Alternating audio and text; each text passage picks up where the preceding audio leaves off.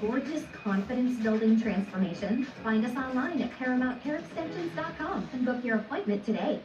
At Champion Air, we receive a lot of five-star reviews where the customer is essentially saying they're grateful that we didn't take advantage of their moment of vulnerability. We didn't overcharge or try to upsell plumbing or solar or anything else. It's true. We just do an honest job of servicing heating and cooling systems so your home can be an oasis of comfort. We listen to you first, and then we serve you It's like with the that. very slow goes with the time. 480-748-4000. ChampionAir.com. Champion Air. We'll be there. When we set out to make banquet mega bowls, we didn't tread lightly. We jam-packed them full of hearty goodness, like majestic piles of cheddar mac and cheese smothered in shredded mozzarella. Sounds pretty good, huh? But it wasn't mega.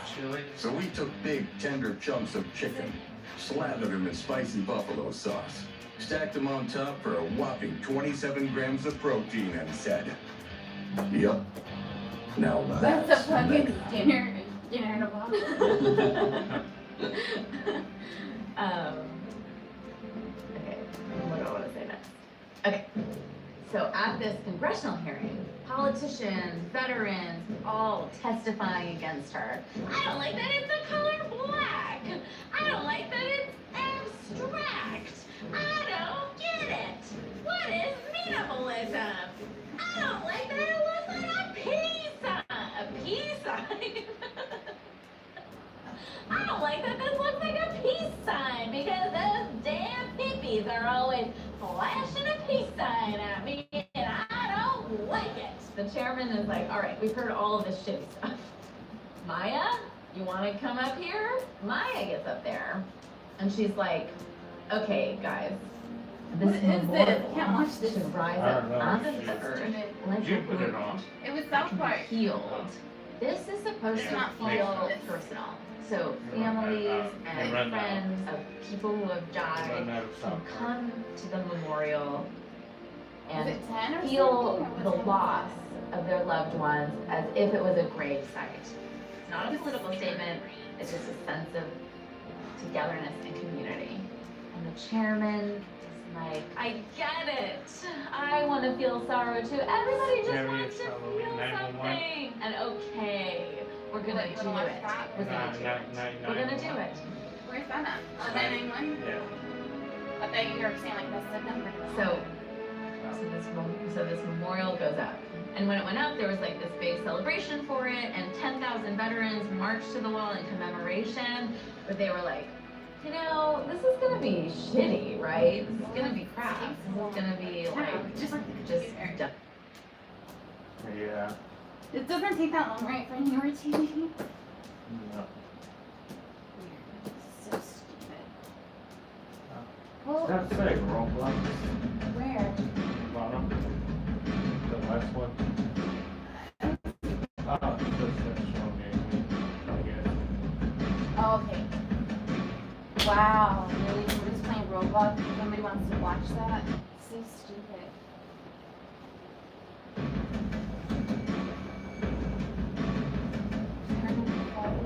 Ah. Oh. Creepy. Oh my god. You think that actually happens? I don't know, maybe. Probably.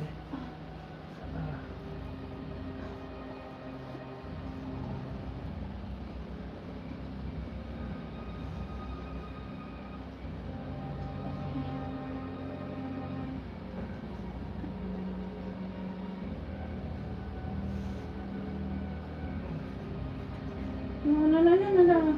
Don't Okay, do that so all you over the like place. it? It's good? But just don't get it. I know how you are. You're so You dirty. want more? Add a little bit? Yeah. But it's oil, so like don't get it everywhere. 'Cause Up, yep, your butt. I'm trying. Let's go back more. But look at don't spill it.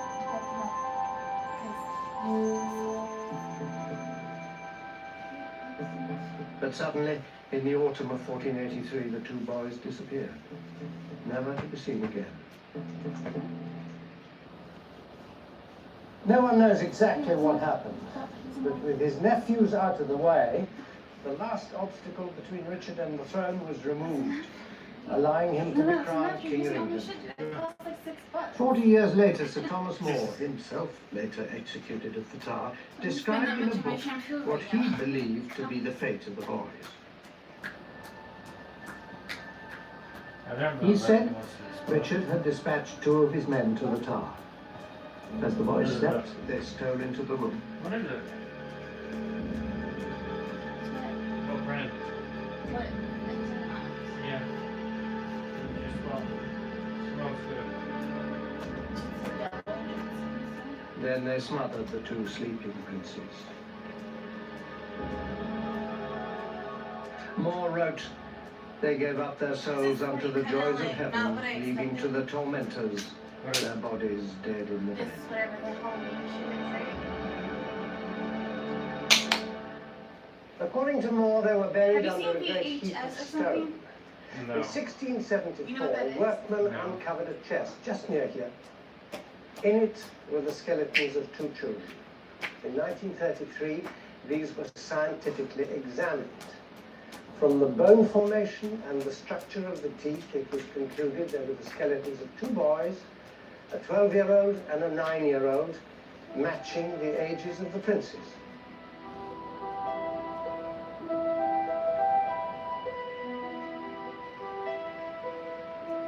As befitting a future King of England and his mother, the 2 small bodies were interred at Westminster Abbey.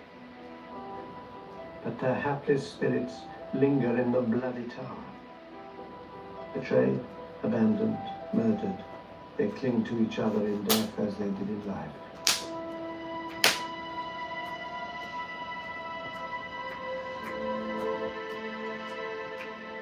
The ghosts of the 2 little princes are reminders of the ruthless history of Britain's early monarchy, and the spirit that appears in this area of the tower is connected to another king's murderous determination.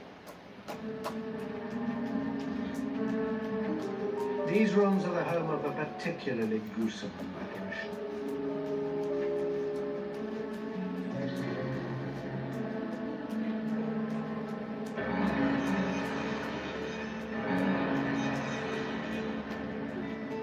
Anne Boleyn is the controversial figure in this story.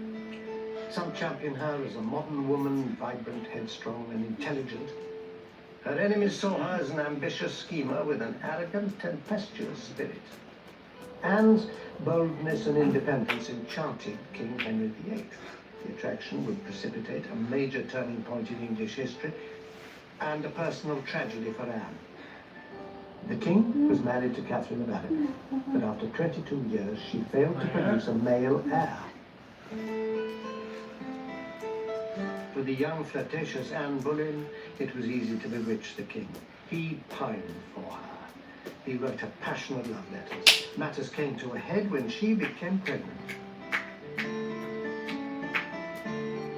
Expecting the son he so desperately wanted and needed to ensure the succession, the king convened Parliament and had his marriage with Catherine annulled.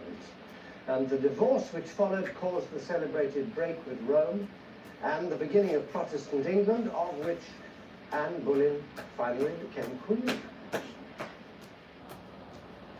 But she gave birth to a girl, the future Queen Elizabeth I. Her second child, a longed-for boy, was stillborn. Henry grew tired of waiting for Anne to produce a son. His passions were aroused by a young lady in waiting, Jane Seymour. Where Anne had been the other woman, she was now the aggrieved wife. Anne had become an obstacle to Henry's dynastic ambitions. She had many enemies in court. Rumors of witchcraft, adultery, treason, even trumped-up charges of incest with her brother gave Henry the opportunity he needed. Anne was arrested and taken to the Tower. Tried and found guilty, she was sentenced to be executed.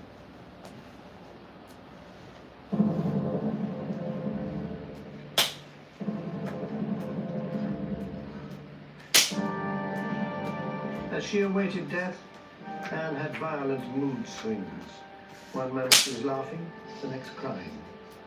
Then a calm overcame her. It's embarrassing. She sent a message to Henry requesting that her head be cut off with a sword, not an axe. The axe was messy and often took more than one stroke.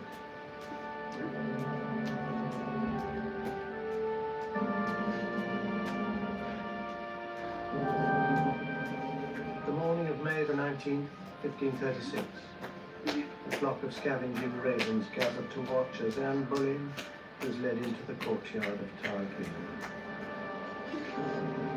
When the inevitable moment came, the executioner readied the sword behind her back. Anne looked forwards, and before she knew what was happening, eyewitnesses reported the executioner smote off her head at a stroke.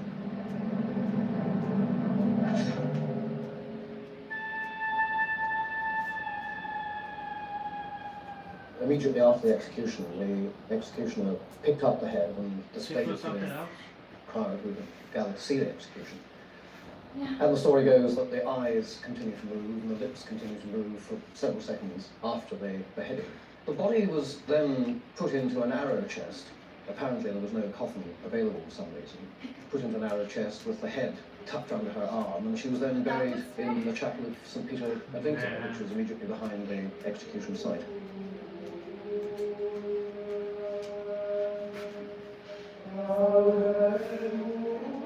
Within 24 hours of Anne's burial, King Henry married his new wife. Okay. Quite something. I'm trying. Okay. Peppa Pig. Got a Peppa Pig. What the fuck is that Peppa Pig? Is that on the show with the pink? Let's see what they got on. Peppa You, Pig. you never call me Peppa Pig, you call me just Pig, right?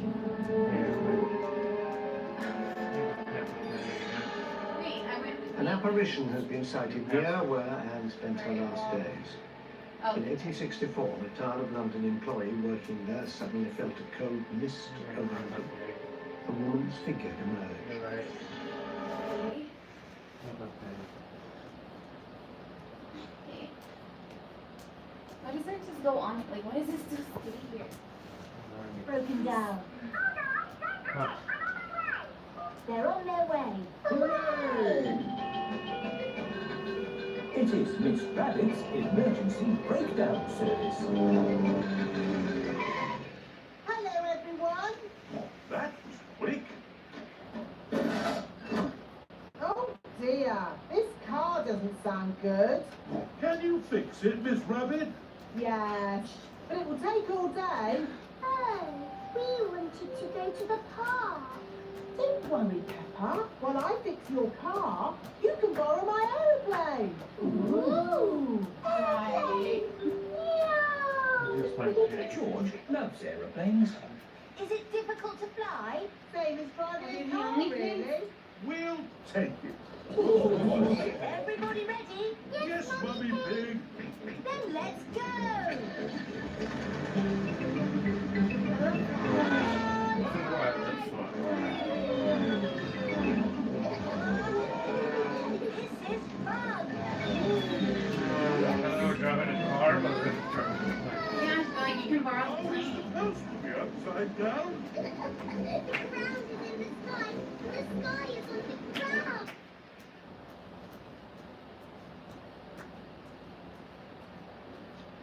Well made. The key thing there was the perlite, because if you are going to plant up a roof garden, it has to be as light as possible, and the perlite goes a long way to achieving that end. Now, if you have sown your tomatoes, and these are Gardener's Delight, planted them out as I did, and looked after them, the chances are you'll be in the same situation that I'm in, which is that you've got quite a lot of fruit, but most of it is very green and very unripe. Now is Can you all go about grow getting kiwi them in to ripen Arizona? before the weather That's the weather turns. for it. So if, Okay. for example, you Can see you- this can you truss grow here, kiwi you've got flowers, you've in got Arizona? very small tomatoes, No the idea. chances Look it up. of these growing and ripening is certainly here in this part of the world nil. If you live in a very hot part Why, of the we south, get it on you land might be and lucky. they grow some But kiwi? for most of us, And kiwis good. what you want to do is make sure the tomatoes you got Yeah. are as ripe And as then make you possible. work. Now, there are ways you can do this. The first thing to do is to remove any leaves that are obscuring the tomatoes, and that's simply so that they can get the sun. So if I take that off there, that means that these tomatoes are now exposed to light. And you do that Exposed to all what? around. The deadline on this is roughly It's about too the end of the first week of October. By then, So the they're light levels are getting too low around and the 5 nights are minutes. getting too cold and they're not going to Everything will ripen. better. So we've only got a few weeks left. The other thing you can do, as well as take the leaves off, is to curtail the energy of the plant going into growth. And the way you do that is simply by cutting the top off. So if you take that off there like that, and now the roots will be feeding the fruit rather than new growth. And of course, harvest what is ripe as soon as it's ready. Because if you don't, this happens. You can see how that is perfectly good tomato and it's split. So do harvest as you go along, What's harvesting? enjoy them, No more. but put all your skills into making these ripen. It's going as down, it's going much down. Stop, stop. Look at it. You're gonna Now, while I'm doing this, here's some other jobs that you can do this weekend.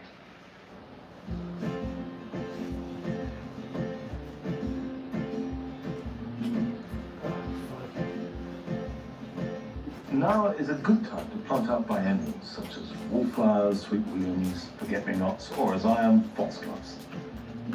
Plant them where you want them to flower. The roots will get nice and established so that next spring they are ready to grow fast and flower gloriously. Don't forget to water them in well.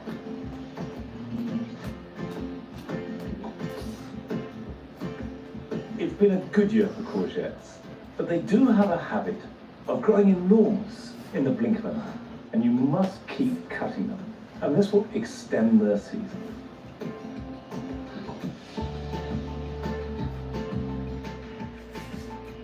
When your agapanthus have finished flowering, cut the seed heads off. Do this by cutting the flower stalks right at the base. And this will mean that the plant will put all its energy into the roots for next year's flowers rather than into the developing seeds.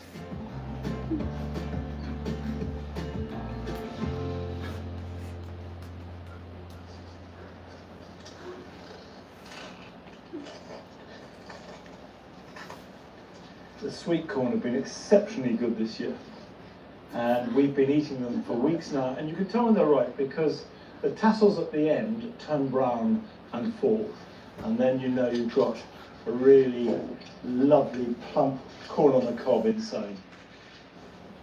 I haven't harvested any celery yet, but now is the time. This is an autumnal, almost winter crop, quite slow to grow, and if I just cut it like that, you can see that that has developed really quite nicely. And I love celery, so that can go in there. A much quicker crop are lettuce. Now these are a cos lettuce that don't really grow so well in autumn and winter, so this is very much the last of the summer lettuce, so I've cut ourselves a nice one there. And the brilliant thing about September is that this is the month of harvest. This is the month when all that work in the vegetable garden really pays off better than at any other time of year. Well, I'm afraid that's it for today, but I'll see you back here at home next time. So until then, bye-bye.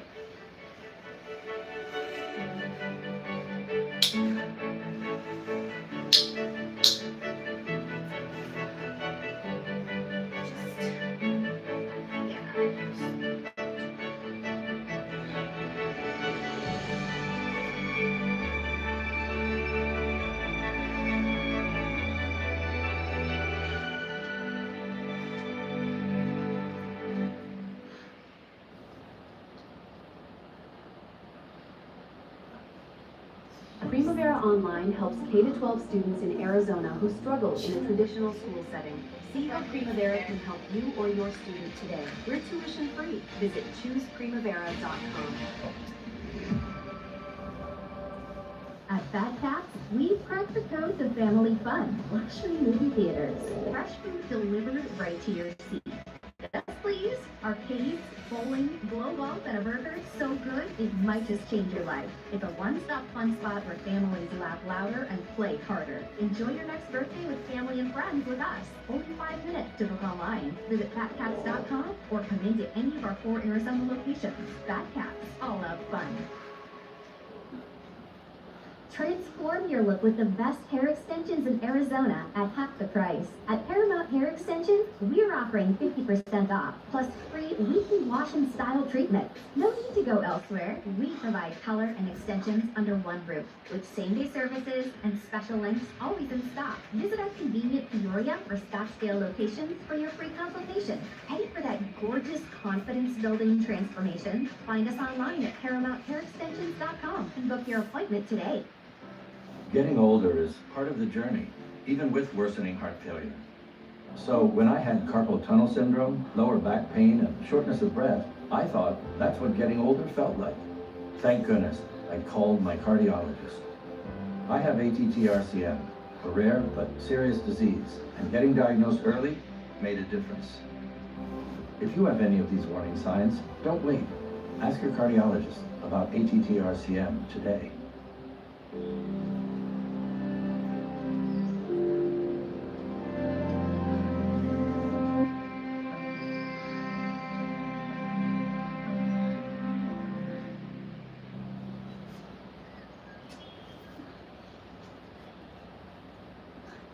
There's no smoking on an open fire.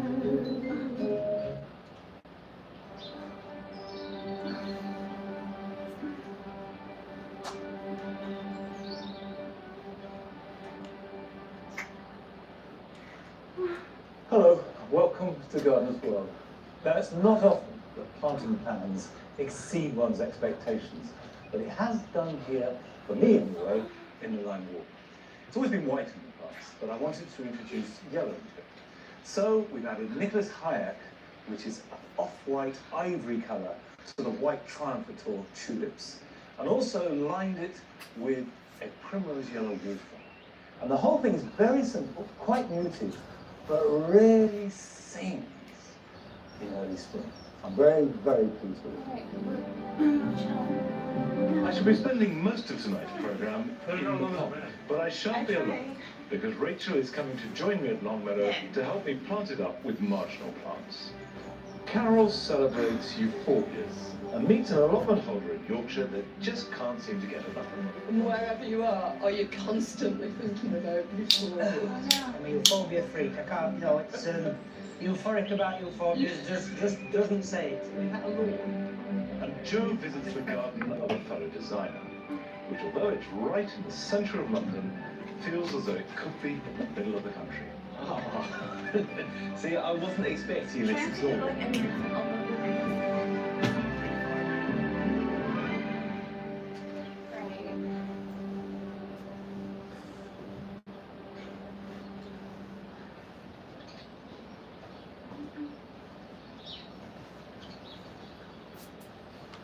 This is where we've got to.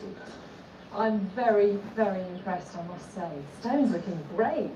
It's sort of beginning to blend in. But already, you know, the stonework is beautiful. I love the way you've done it. It's irregular, it looks natural. Now, what I really need now is to get planted. I've got a load of plants. They will need potting up, ready for putting in the water. So if I tog up ready to go in the water, if you could pot up, between us we'll do it.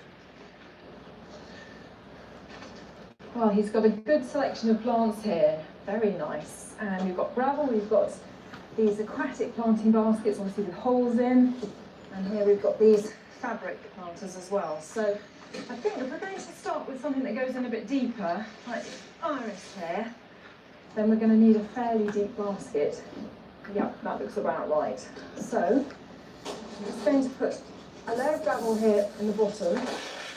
And the thinking used to be, and certainly I was taught, that when you were planting marginal into these little baskets, that you would use aquatic loam, which had very low nutrient levels, but nevertheless, actually, some of that still does seep through into the water and you get that sort of algal bloom. that isn't very desirable. So that goes in there, and the new thinking, and this is backed up by the charity Pond Conservation, is that you simply use the gravel or the bricks, and that just goes around it. The other thing, of course, is that this is much heavier than the loam, so it really acts as good ballast. It makes sure that once that basket's in, it's not going to move around. Great. So that's ready to go in. It's such a lovely plant as well. It's our native iris, flag iris, Iris pseudochorus. Bright yellow. It's a bit of a fog though, so it's Guess very we jumped to invasive. the other So one? keeping in a basket like this is also a good idea for that reason.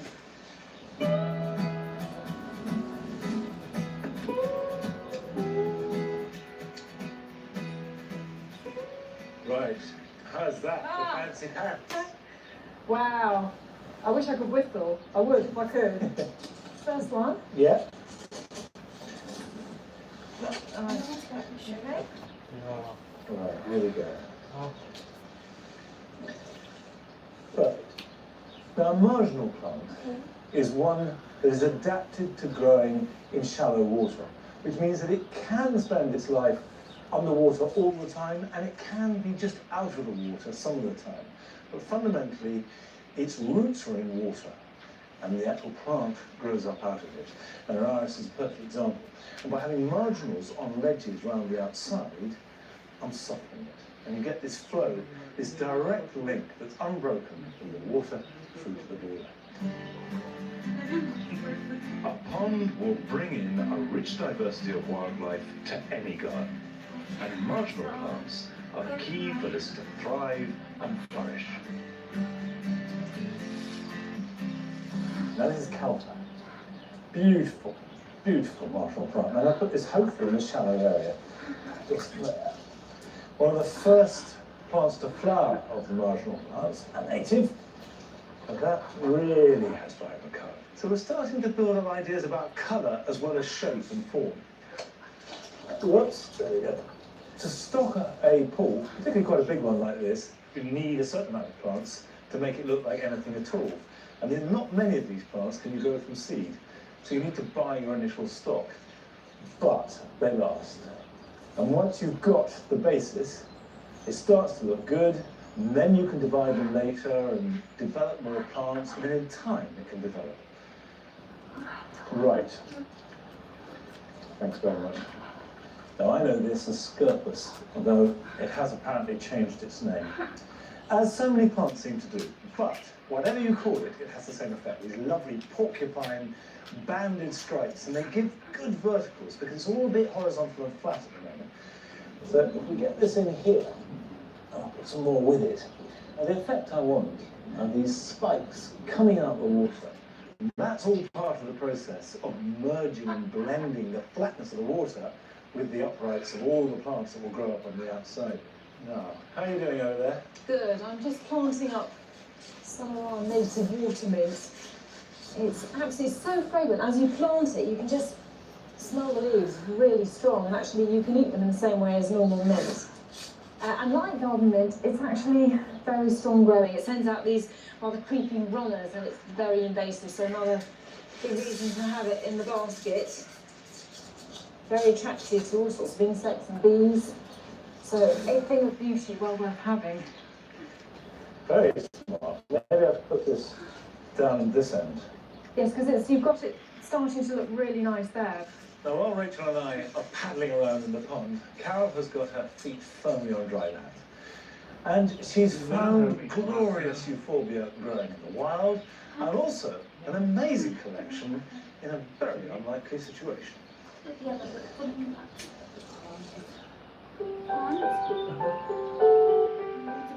Plants that can look after themselves are a huge boon for busy gardeners, and there are euphorbias that will thrive in just about every position. In woodlands all over the south of England are hundreds of colonies of this native stalwart. Euphorbiaceae is one of the biggest genus in the world, but of it, only about 140 species can be grown under our garden conditions. We've got our own wild forms of it, of course. This beautiful Euphorbia amygdaloides, the wood spurge. You've probably seen it as you've been whizzing by.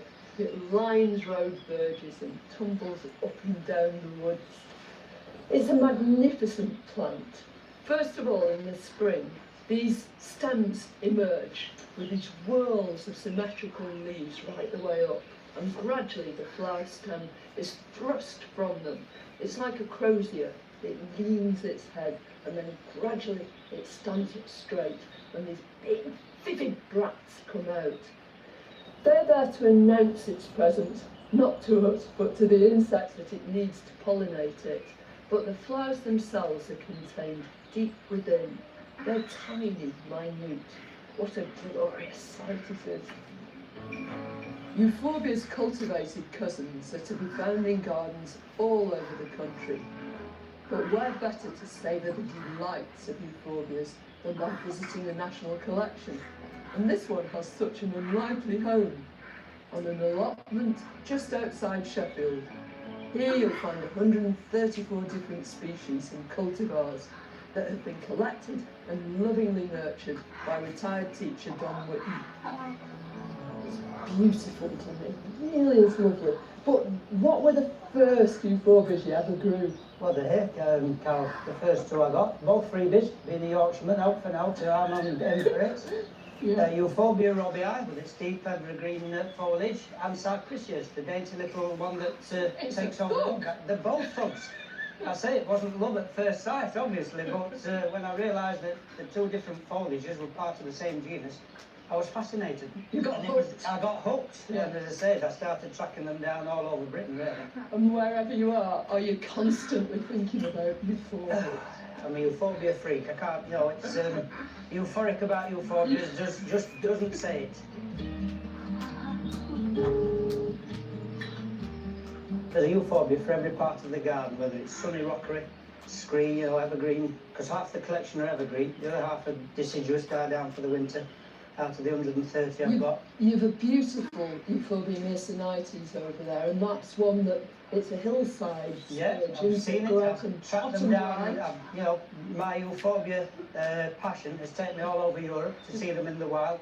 I've seen them growing out of cracks in rocks and all sorts of things, and when they grow in my soil, I think they're having a birthday. You know, they're there. As euphorbias can be quite promiscuous, Don takes cuttings to maintain the integrity of this national collection. Because of the toxic nature of the sap, it's a good idea to wear gloves. Don dips the cuttings in a hormone rooting powder to encourage them to develop roots. And one of his top tips is always to leave the cuttings uncovered. If you had to recommend, say three, oh, it's horrible. That's a devil. Saying, what's your favourite plant? Yeah. It's an awful question. It's got to be. I mean, the polychromas is still my favourite species. Yeah. Midas is my favourite one. Yellow. Polychroma Midas. It's got the Midas touch. It's going to continue growing for another month and just swamp itself in those. Here at Five Guys, we don't have any freezers. So you can be sure that your burgers is fresh and made to order. Glenn, you do see that there's the camera right there, right? Work versus fun. Know the difference. My seminars are a great way to connect with young homeowners turning into their parents. Breaking down cardboard is something you have to do, not something you get to do. Lawn care is not a hobby. I'm not trying to hurt you, just trying to be honest with you. Watching a neighbor get his tree removed is not a weekend play. Hey, let's give it up for that guy. Progressive can't protect you from becoming your parents, but we can protect your home and auto when you bubble with us. You're watching TV, not supervising it. Sit down, relax.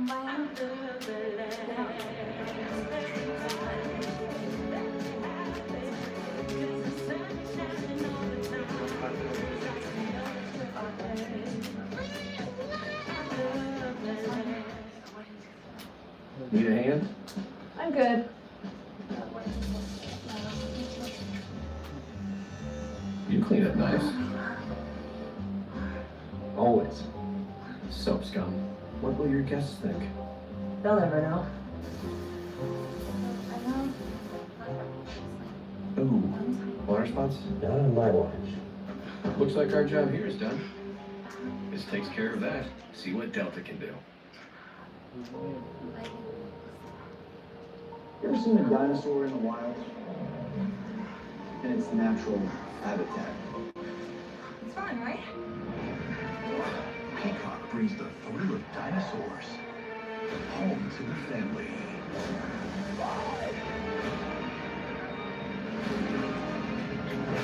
Mom's never gonna trust you with us again. Oh, God, no. Jurassic World Rebirth, rated PG-13, streaming only on Peacock October 30th. So, Brax.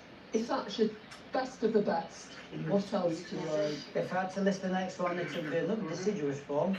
One from the Himalayas that will be flowering at the end of June and July over there. It's got fabulous foliage, as you can see. You want to know its name, don't you? Yeah. It's Euphorbia Don, AI. And I'm afraid, just like this Don isn't, it's strong and handsome. And upright and well behaved. And upright? Yes. Is it well behaved? Oh, it is. It's a nice clumper. Nice clumper. If you don't get ceilings, it certainly doesn't run. And what about some of the ones that are like our native one? What about forms of amygdaloides? Well, I've got the red leaf version over there that looks absolutely fabulous at the minute. I do have one or two like Cypricius that, you know, we let loose. Well, you don't have any choice with that, do you? So, because No, it goes exactly where it wants to. It's a mischievous little rascal, that's all right. You name a garden situation, and I can tell you a euphorbia that will slot in there. Dry shade, full sun, swamp spurge. You know what? I think you could probably time this separate. Yep. How did you get, Carol?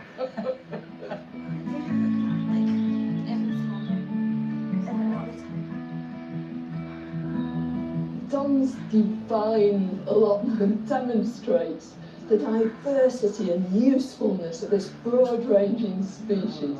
There's everything from a native wood spurge that loves the shade through to great towering Mediterranean beauties and exotic species from the Himalayas. And it's not as though this was the end of it. At the moment you can see bare soil here, but you give it a couple of months and this whole thing will have exploded into this bounty of growth. And what's more, it will go on looking wonderful. Euphorbias providing their beauty right the way through till the end of the autumn.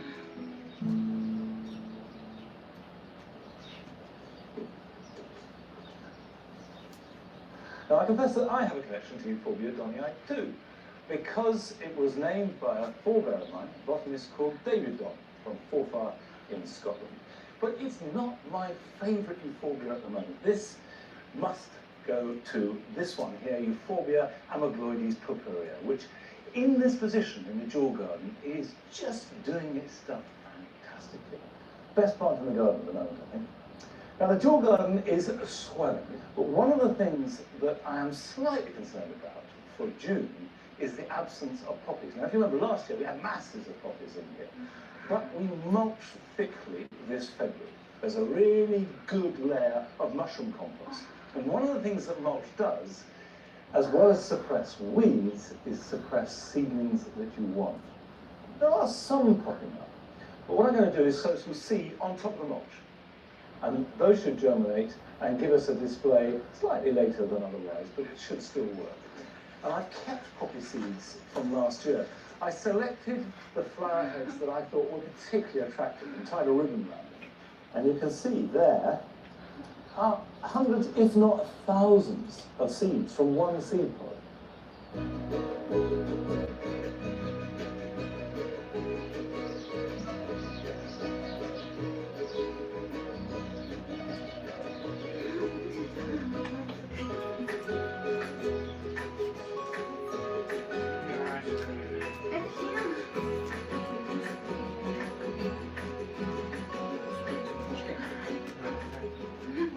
Poppies will do that.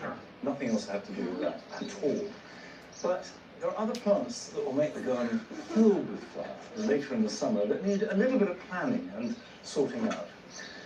And I grow lilies in pots as well as the borders. And last year I planted up these pots and they look fantastic, but they didn't flower for months after planting them. So this year I thought I'd try a different tactic and plant my lilies in plastic pots and then plunge them. And of course, it doesn't have to be lilies.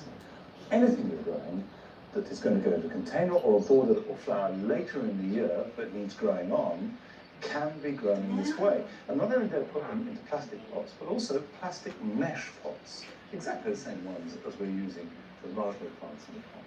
I've lined it with newspaper, And as the bulb puts out roots, these roots will work their way through, and they can grow through. Just the small feeding roots. So crocks at the bottom, so you've got good drainage. And lilies are woodland plants.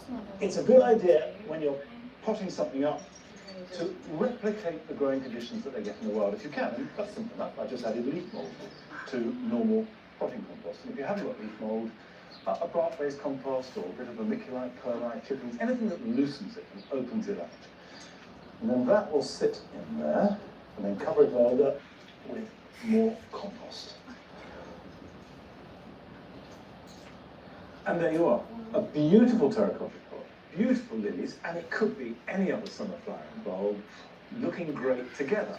And when the lilies are finished, which will be around about the end of July, I just lift the inner pot out, and then I can replant the terracotta pot. So I'm getting maximum value from both the container and the flower. Now, Joe's been giving us his design masterclass over the last few weeks. And now he's going to concentrate on mastering his own design for his Chelsea showground. So we shan't be seeing it till after Chelsea. But last week, he went along to see the garden of a fellow designer in the Heart of London.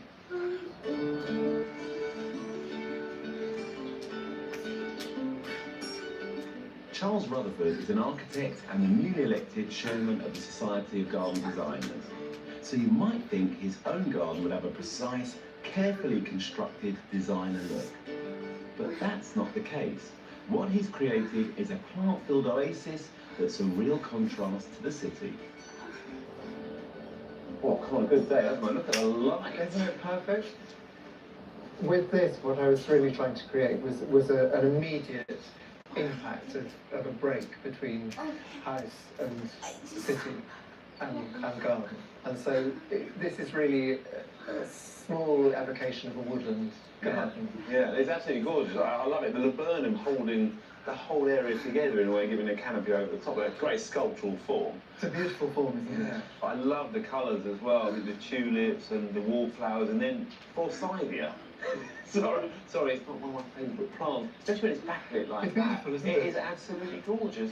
And then it's quite a strong boundary as well. It's a very strong division, isn't it?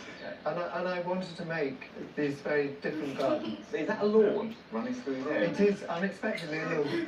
Well, in a small space, a lawn is quite impractical. Any introduction of a hard surface would emphasise the fact that it is actually quite a small space, whereas in a sense here, there is the sort of sense of being able to dream.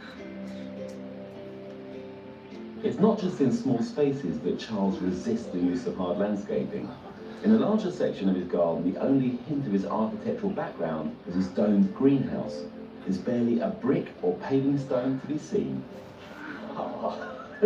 See, I wasn't expecting this at all. There's very little hard landscaping and a huge proportion of plants. The paving that's here is absolutely to the minimum. But the majority of it is planting. I mean, tulips at the moment with step-over apples and tree peonies and just lots of colour, and it must just keep going, and from now on in... It's solid colour really right through to the autumn. Yeah. And it's not solid colour everywhere, of course. After the tulips, the tree peonies come out, then the herbaceous peonies, then the delphiniums, the Echium pininana. Of course. So it's a really good succession of plants that you've got in this space. Not every area is in flower all the time. To make impact everywhere is it's impossible. And I think in a way it might be disappointing in a sense, because if everything had a full year-round impact, you perhaps wouldn't discover parts of the garden. Charles's naturalistic approach even extends to the landscaping, where he's used plant-covered mounds to create different levels. At the back, a bull sculpture overlooks the garden from a slight height, giving great focus to the space. And even the seating area to catch the morning sun is surrounded by plants. It's just for that one moment of the day. It's really a beautiful place to sit. So it's a great vantage point looking across the garden and through the planting from here as well. It gives a completely different perspective on it, doesn't it? And then it uses the maximum length that you can possibly have in the garden, of course. And I also like the feeling of being in the planting. This garden doesn't have a designer look, and that's the whole point. All these plants create a wonderful, lush, dynamic, constantly changing space. It is something that I've developed over 25 years, and so it's quite an old garden. And actually one of the best moments for me was when that mound, which was meant to be stripes, horizontal bands of ceanothus and cistus, failed totally when all the cistus decided somehow to migrate to the top of the mound. Plants do what they want, and they live in their own way. And that's what's so exciting to me, and I think that was what really suddenly sort of catapulted me into being a plantsman. Was the realization that you are working with a living medium that's not completely controllable and that does wonderful things.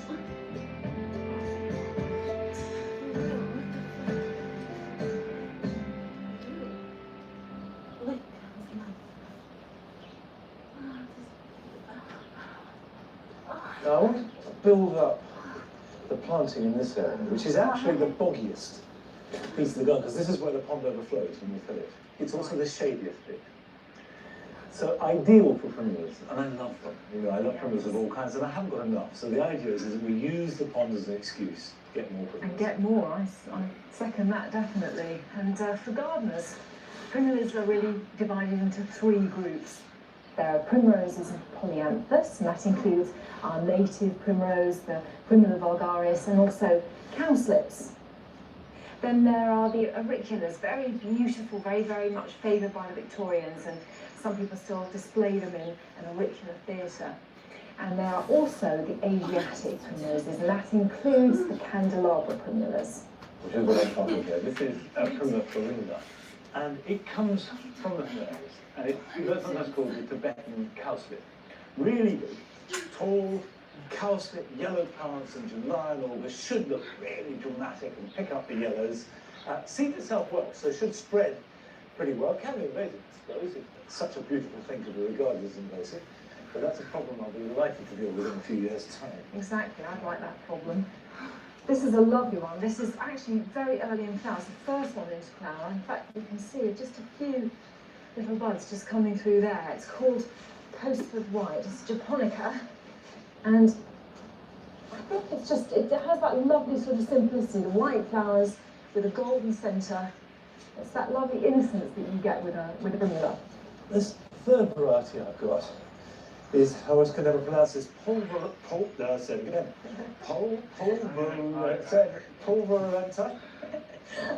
You may laugh. It is the mealy primula.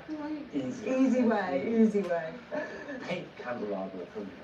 Never got it before, seen it often in pictures, seen it in gardens. I want to learn about it, but even I can't pronounce it.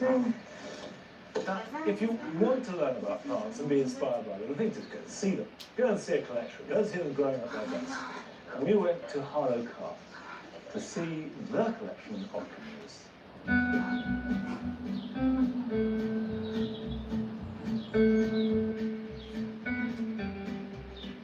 Wow, tends to be the main reaction. It's just such a wide range of colours. Over the years, it's just been a collection of the seed being scattered and dispersed naturally, which has created the Harlow Carr hybrids. The reason they're really pale this year is that we've had a dry spring. If it had been a wet spring, the colours would be a lot more full on, very deep crimson and scarlet colours. To grow primulas, you're going to need damp conditions. They enjoy partial shade to full sun, slightly acidic soils, full of nutrients and goodness. We've just top dressed this bed with our own compost. They're loving it, full flourish. With primulas, you can sow the seed in the autumn or in the spring, but what I like to do is sow them in the spring and bring them on for the following year. That way we can plant out and get an instant impact, but also we can actually go through the plants and see what colour they're going to flower, and we can select out a variety of different colours.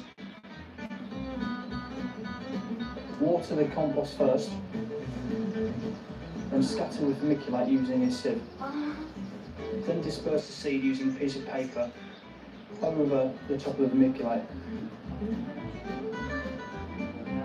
Once you've done this, then recover with vermiculite and put in a cold frame. Germination time should be 2 to 3 weeks.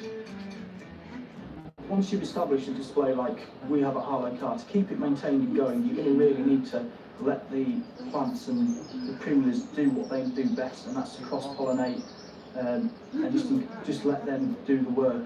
And it, all being well, it should look as fantastic as what it does at Harlow Carr.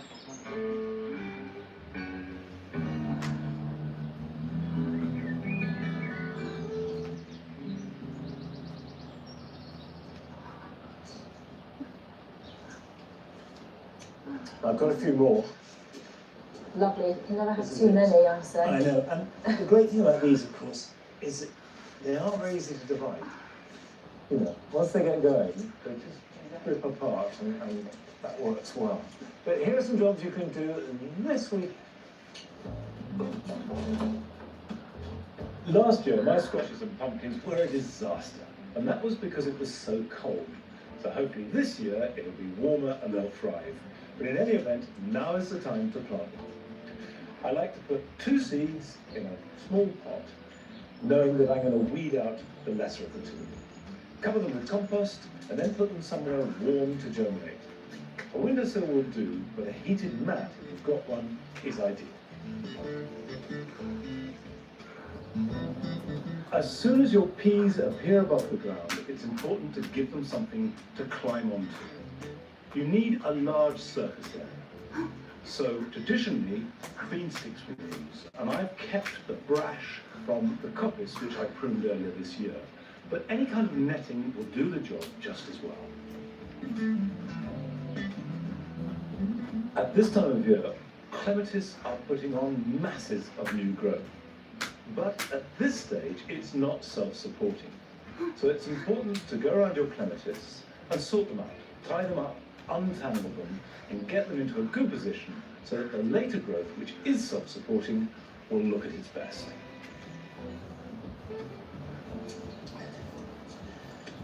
I think one of the things I find actually reassuring rather than scary is that this is very much work in progress. Yes. It may not come right. You know, it's most things don't. But now the great thing about gardening is they're changeable and adaptable. Exactly. You dig them off and move them on somewhere. Yeah. Well, I have to say, you know, so this has made me want my pond absolutely now. You shall have your pond. You shall go to the I want it right now. Bye-bye. Bye.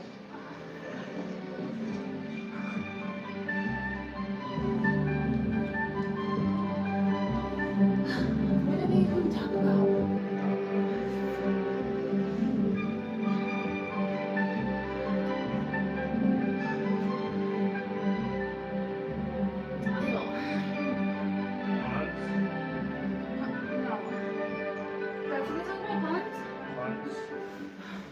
Monsters. I don't understand how, like, a pond, really? Like, how do you set up the water? Huh? How do you do that? Does it get to put water in there, or does it just fill it? You got a chair? Let's use your chair. Speaking up and talking to your doctor is important. Ask your doctor if Pluvicto is right for you. Where am I? Where's that? Maybe you should keep your eyes on the road, Janice. I have to be able to see first flow. Take driving very seriously. Yeah, well, that's what Progressive Snapshot is for. Personalized discounts so that safe drivers don't have to pay for bad drivers' mistakes. Are you saying I'm a bad driver? I'm a great driver. This isn't Mom's house. I have a date. It's not the right We're place. celebrating your birthday. Oh, I love that for you. Sorry. Alright, let's go. We've swallowed their fatigue quick fixes for years. Enough. New Recharge by Vimergy. With CoQ10 and vitamins D3 and K2, our fast-absorbing formula strengthens and energizes you from the core. No quick fixes necessary. Vimergy, we can save ourselves. I feel like I have 3 favorite times to take Feel Free. One is on the tee box at a tournament before I tee off. 2, I like to take it in the afternoon after my kids have napped and we've got that stretch from afternoon to dinner. And then I love to take it when I'm going to a social event. I feel like it just, like I said, it makes me feel like a better version of myself and just to feel more outgoing and just what? Yeah, right on.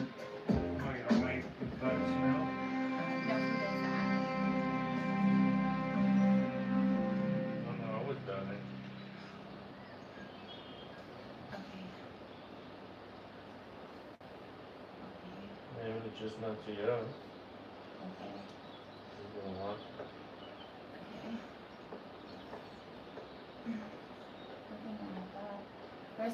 Hello, welcome to Gardener's World. Now, we haven't been here for a few weeks, and in that time the garden has changed a lot. I see. We've also had filthy weather. It's rained and rained, it's been really cold, and that's been miserable for gardeners, but good for the garden. Stop it. It's given it lots of water. Yeah, but I understand, but like it's so weird, like you're not like yeah. It's weird. I'm not but Have been held back, and other things have lasted much longer. So, for example, the tulips and the alliums are both coming together. And we have a richness that I don't remember for quite a few years. oh, I didn't do anything.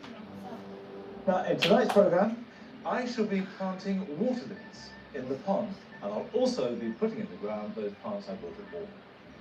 Carol visits an amazing fernery in Monmouthshire. It's magical. It's fairyland, isn't it? And Rachel's group of army gardeners get their inspiration from a trip to a commercial cutting yard. It's just lovely to see how much you can achieve from just planting some seeds in the ground.